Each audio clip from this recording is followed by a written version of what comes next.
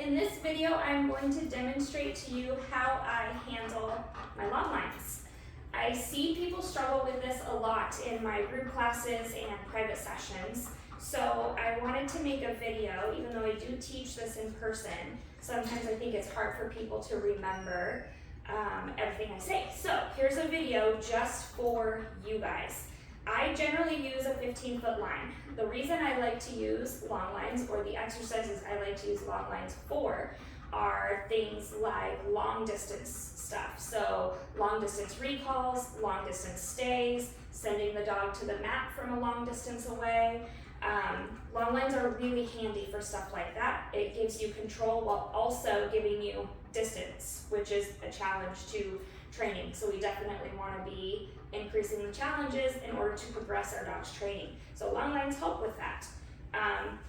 Long lines can also be a huge challenge or struggle for people who are not used to long line work or who are new to training, new to dogs in general. So this technique that I use, I feel like makes it super simple. I do not try to hold the extra length of leash that I'm not using in my hand, because I feel like it's wasting this hand, right? So what I do is all of the excess, I just toss behind me, okay? So all I'm working with is from the dog, the leash that's from the dog to my hand. I don't care about this stuff. I'm not using it, so I don't want it to take up my hand. So we're gonna practice this without the dog. So when you're practicing without the dog, you're just gonna gather a little bit of leash, and you're gonna toss it out, and then you're gonna reel it in, dropping that excess leash on the ground in front of you, okay? And then you can reel it back up a little bit, remove that excess, toss it out again, reel it in, letting that excess fall to the ground, okay? Move it,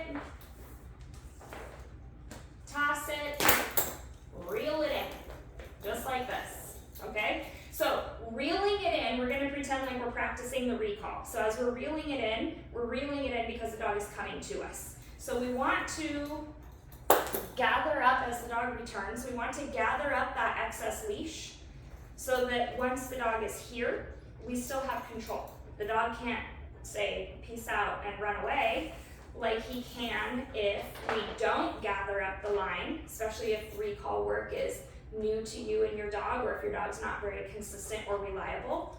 If they have all this leash and they've come back to you, now they can say, oh wait, there's something better over here, bye, right? And there's nothing you can do about it unless you're super fast. And most people who are new to training aren't yet. You'll get there, but you probably aren't yet.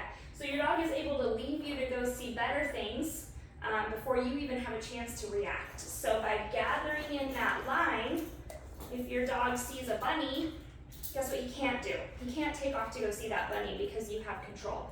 This is also very important in a class setting, especially indoor classes, because you don't have an unlimited amount of space. So you need to make sure that you have control of the dog and that the dog does not have all this excess leash, allowing him to go over and invade the neighbor dog's space who maybe is working next to him.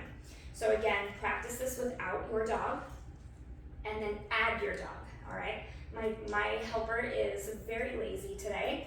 He had a good exercise session, so now he's sleeping on the job. So, excuse me, are you ready? Come on. All right. So I am gonna attach the leash. I'm gonna use a treat just for the sake of this video to get him to leave me so I can show you. So I'm gonna just toss one treat to get him to go away. So here's all my excess. You can see it's on the ground, and I'm gonna hold this pretty lightly because I want it to be able to feed out as he leaves me, okay? So feeds out, toss. Good. Gather up that leash, and now look, I have control. This is all this distance he has. He can't go very far, okay?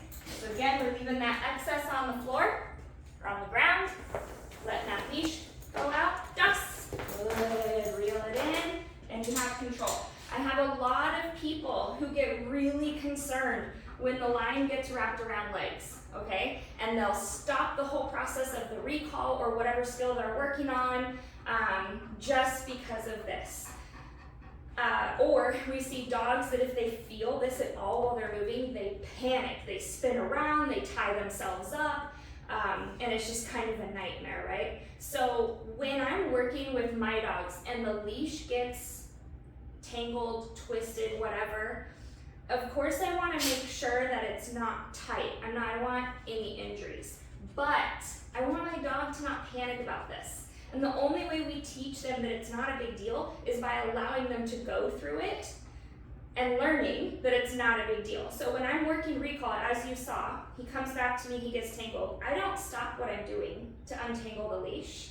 I'm of course gonna make sure that it's loose enough to where we're not gonna have any injuries, and I keep calling and encouraging the dog to come back to me, and we don't worry about the leash.